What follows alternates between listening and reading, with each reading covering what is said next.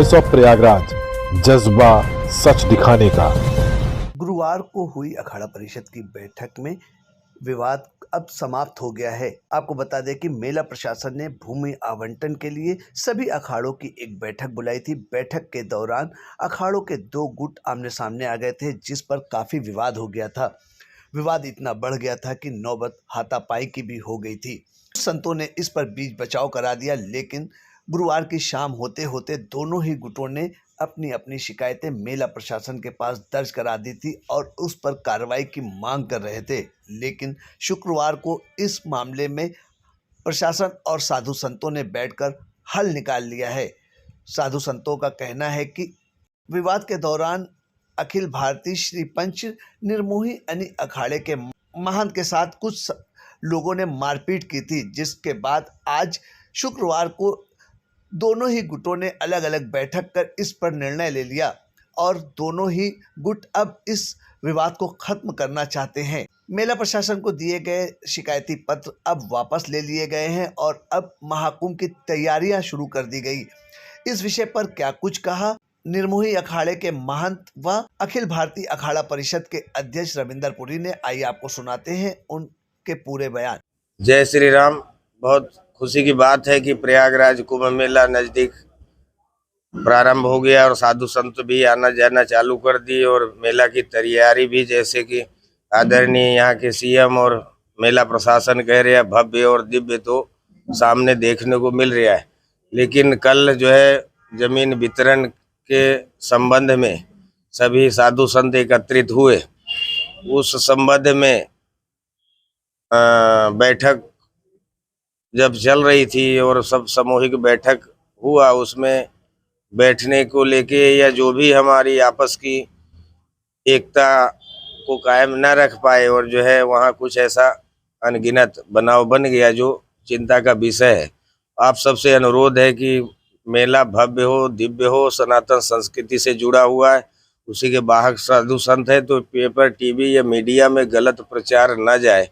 उसके लिए जो है आप सबसे अनुरोध है कि मेला भव्य हो और दिव्य हो। और एक कुंभ मेला है, अखाड़ा शब्द जो है, ये अखाड़ा मतलब कि दंगल, मारधाड़, लेकिन वो मारधाड़ पेपर टीवी में आवे, देश दुनिया में आवे तो चिंता का विषय होता है, तो मैं उसको खारिज करता हूँ। हम सब अखाड़े सनातन संस्कृति को लेके आज भी एक हैं, आगे भी है और भविष्य में भी रहेंगे। आपने कुछ एप्लीकेशन दिया था जिला प्रशासन को कार्रवाई के या सुरक्षा के सिलसिले में, पुलिस को क्या हुआ?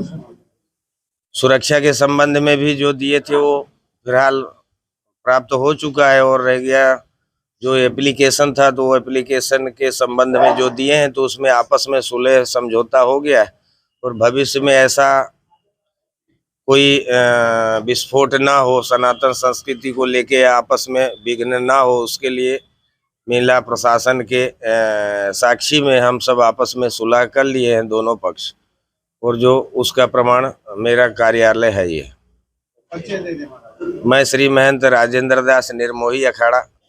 विवाद के संबंध में मैं ये कहना चाहता हूँ कि विवाद जो हुआ वो थोड़ा गलत हुआ जो कुछ हुआ, लेकिन मीडिया में या बाहर कहीं कुंभ का, प्रयागराज के मेला का अपना सनातन धर्म पर ठेस न पड़े, इसलिए हम लोग अपना उसको आपस में भाईचारा मनाते हुए और हम आप लोग आपस में मिल गए कि नहीं, हम लोग मिले तो पहले से अभी मिले आगे। हम लोग सनातन धर्म भी जो मेला है, भव्य और दिव्य मेला हो, प्रयागराज का मेला, प्रयागराज का मेला पूरा विश्व का नज़र इस पर मेला पर रहता है। आगे कुंभ का मेला भव्य हो, दिव्य हो, तो हम लोगों का ही अमृत स्नान कुंभ मेला भव्य रूप से, दिव्य रूप से हो, इसलिए हम लोग सनातन धर्मी सब अपना विवाद को भुला करके आपस में सब परिचय बता दें। महंत मुरलीदास जी, अखिल भारतीय पंचरामानंद निर्माणी अखाड़ा। कल की घटना घटी, बाकी वो दुर्भाग्य है, वो कुछ हमारे एक संत महाराज है उसकी गलती है। हम सभी संत महात्मा वहां पूजा पाठ में लगे हुए थे। देखिए, जब संत इकट्ठे होते संत क्या करेंगे?